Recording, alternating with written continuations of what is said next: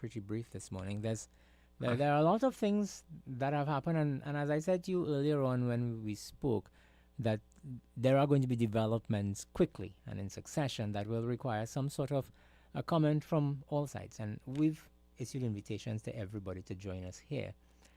As to who takes the invitation and so on, we could discuss that at another time. But having you this morning is intended at getting your comments on some of these latest developments. The front page of the Guardian newspaper says Patriotic Alliance ? Alluding to some sort of possibility between yourself, other members of your slate, persons who've been deemed dissident, and this Patriotic Front that is led by Michaela Pandey. We'll get to that in just a bit. But I want to get your comments on what transpired last night. You had issued an invitation to Kamala Prasad-Bissessar, which was rejected in a 7-page response to attend the launch of your slate. And last night, Kamala Prasad-Bissessar not only endorsed, but spoke on the platform of the launch of the other state. What's your opinion on that development? Well, I mean, at the end of the day, I was a bit surprised, with the response of Mrs. Prasad-Bissessar to my invitation. Normally, when I send an invitation, I get an RSVP, either yes or no, right? Not a 7-page document, which, I didn't, pay too much attention to. What happened last night, I don't think there is anything constitutionally wrong with what the political leader did, but I think it borders on a bit of ethics. You have to understand that your national executive, in the framework of the Constitution, it's really designed to hold your leader to account.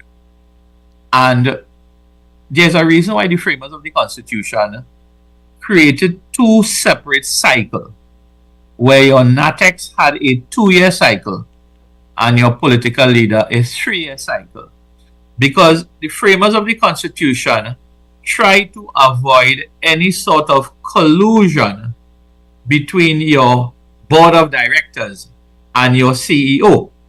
So by standing on a platform and endorsing, you're really watering down the independence of that NATEX that is going to go into a leadership role of the party on June the 15th. And I think that is really a weakening of the democratic process. We spoke about it extensively this morning. Callers have been making comments. I've given them my opinion.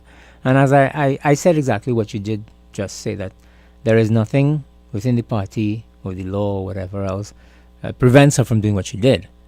But it's not a matter of whether this was legally right or legally wrong. It's about the message that is sent on the post of political leader in an election that is already as controversial as this one is. I really would have thought that Kamala Prasad-Bissessar would have tried to maintain some form of neutrality in the entire thing, if not just to protect the office of political leader from unfair criticism, but to ensure the integrity of the election. But it has happened, and as I said this morning, there are people who will have issues with it. The poll question was placed on this, and 85% of our respondents said they don't agree with what she did. But at the end of the day, it's up to UNC supporters to judge or not to, based on what transpires moving forward. Do you think what happened last night is going to unduly influence the outcome of the election on June 15th? No, I mean, the issues remain the same. The issues that I raised on March 22nd, whether 10 people endorses, 100,000 people endorses, it makes no difference to the issues. In my entire career, Satesh, I have focused on fixing problems. Personalities have nothing to do with fixing problems. It's about how do you identify issues, how do we fix it, and how do we move forward. No part of my campaign, as of today, you'd have listened to our launch a couple of nights ago. Not a single person stood up on that platform and was engaged in any sort of mudslinging, name calling, because this is not about personalities, whether it's Mrs. Prasad-Bissessar, Dr. Munilal, myself. This is about how do we correct the systems and processes in the United National Congress that has caused us to lose consecutive elections. And that is it. That is the key issue. During the next 3 weeks, the United Patriots, the slate that I lead, will be reaching out to every single member to identify how are we going to start the fixing of these issues, and more so, what is the healing process after we've won, because there's a space for everyone. Every single member of the United National Congress who has a contribution to make to national development must be given a space. And this is what we must create. Nobody must be driven away. Nobody must be told to stay quiet. Nobody should be called dissidents for raising a matter of constitution. We are a democratic party, and all that is happening is the democratic process which will strengthen the organization called United National Congress. You see, okay, now I'll put forward my opinion and you tell me whether what I'm suggesting to you is wrong or misguided or whatever else. There are two very different campaigns that are being undertaken here. Because your slate has been speaking about problems with the party and the executive and all the other arms and trying to fix those things to contest the next general election. But the other campaign that's being launched is not about those issues. They've not even raised those issues. It's about branding persons who have spoken out as dissident, as disloyal, as enemies of the party, as closet PNM, and all of these other kinds of things. And as unfortunate as this may be, these two different campaigns, you don't know which one is going to take traction, because while you are firmly of the view, and your slate is firmly of the view, that the issues that need to be debated during this campaign and voted upon are party issues. Last night, the message was sent that this is about personality. This is about closet PNM and people who was always PNM and people who don't like the leader and people who don't want the best for the party and traitor and the makaram and all that kind of thing. And unfortunately, that resonates with people. Because this morning, what you have, after that dog whistle was blown last night, you have people who are going to go into defensive mode because some people cannot analyze things themselves. And when a political party and others higher up in the hierarchy speak, people see it as gospel and Bible truth and whatever else you want to describe it. So, while it's honorable that your campaign remains focused on the issues and not the personality conflicts and everything else, you're really confident that this campaign, as clean as it's being fought, can compete with a Bacchanal campaign? Well, Satish, I mean, strong people talk issues. Weak people talk personalities. And all we are doing, the team and I at the United Patriots, we are offering the membership something better. Better for themselves, better for their children, better for their grandchildren.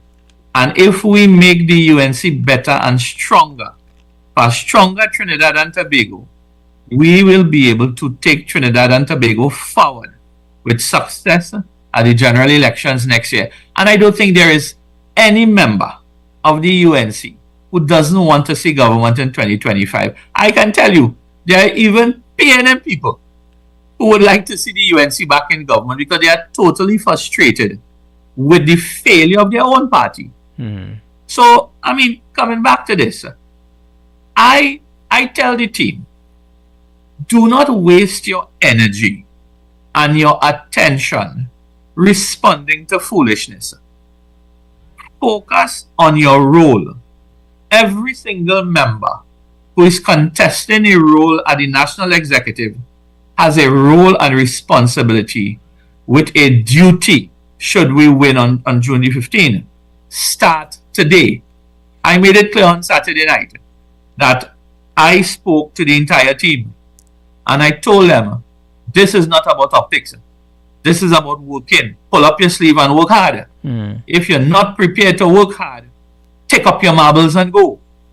Because we are going to make a commitment to the membership of the party that we are prepared to work hard and work long to make sure we deliver on the commitment. Now, if that is not the conversation that you want to hear about a team that wants to do the job on your behalf, well, I don't know what it is that you want to hear.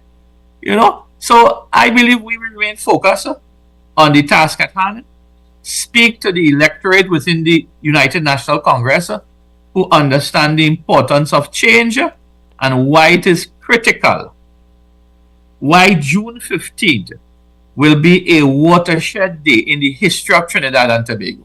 And that is left to be seen. Yeah. Well, I guess time will tell what the result is going to be and what decision the UNC's membership is going to make. Because at the end of the day, you can have comments from everyone wide as possible.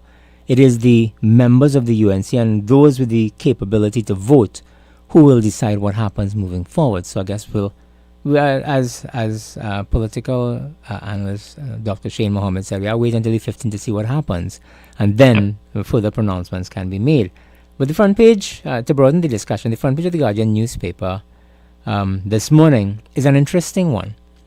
And I don't know, I'll be real honest with you, I really don't know how the discussion about a possible alliance between yourself and Michaela Pandey came about.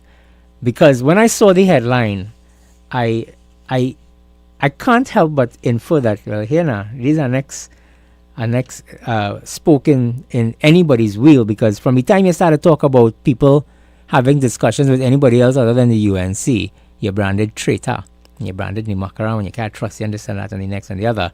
So for this headline, the day after the launch of the Star team, and the launch of, and 2 days after the launch of the United Patriots, it's very interesting. Is there any truth to this at all? Have you been having talks with Michaela Pandey, or is anything like that in the works? And I'm asking you on national radio because I think national radio, the people want to know. Is there any truth to this? Sure. I speak to Michaela all the time. She's a bright young lady. Our families are very well connected. We speak about a lot of issues. We talk about family. We talk about family stuff. We talk about politics all the time. I think the message that I want to leave here today is that the United National Congress, the U in United, the U in UNC means united. And there must be a space for every citizen, whether you're a group, whether you're a political organization, who is interested in national development, must have a space. And whether it's Michaela, whether it's Gary, whether it's anybody else, there must be a space, because only together we win. And whether you come from Mayaro, Cedros, Tobago, Charlottesville, Icacas, and you have a contribution to make, Satesh, a leadership team under the United Patriots will welcome any conversation towards national building. There was a... You can't help, but maybe I look at things differently because of news, and when people say certain things, it stands out. On Saturday, Anita Haynes-Allen said something that I thought was really instructive. And she said that you can't keep running people from the party just because they have a difference of opinion. And you really have to analyze whether or not there is truth to that statement. That a difference of opinion automatically means you are branded enemy and persona non grata and all these kinds of things. And you'd be foolhardy to think that the persons like yourself and Anita and everybody else have not been sidelined. There was a press conference that was held by the opposition recently where one of the issues focused on was education. If I'm not mistaken, Anita Haynes is the Shadow Minister for Education in the UNC still, right? That's right. But you had Khadija Amin, who's the Shadow Minister for Local Government, speaking on education. So it shows already that, I don't want to use the term doghouse, but it shows already that persons are not necessarily, their talents are no longer being used for what they should be used for. Post June 15th, we'll see how things go. And this discussion here with Michaela Pandey will just further seek to divide people along whatever lines they are divided. But if I were to say to you, well, here we're going on. You see, this morning, the most confused person is probably the discerning UNC supporter. Here what I say, discerning. because you have some who have already made up their minds, as with any other election. You have people for, against, and you have people in the middle who don't know what to think about. So to the discerning UNC member who is intent on casting a ballot on June 15th, what do you think are some of the things they should be considering?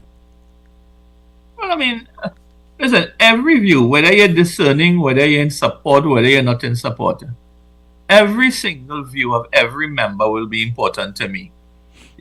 And you're right, there are going to be varying views, but remember, the views are based on one's experience. All I'm going to ask every UNC member on June 15th, when you have to make that decision, judge two things. Judge on character and judge on experience. What has been your experience from 2010 to today as a member of the party? Are you happy with what has happened over the last 9.5 years?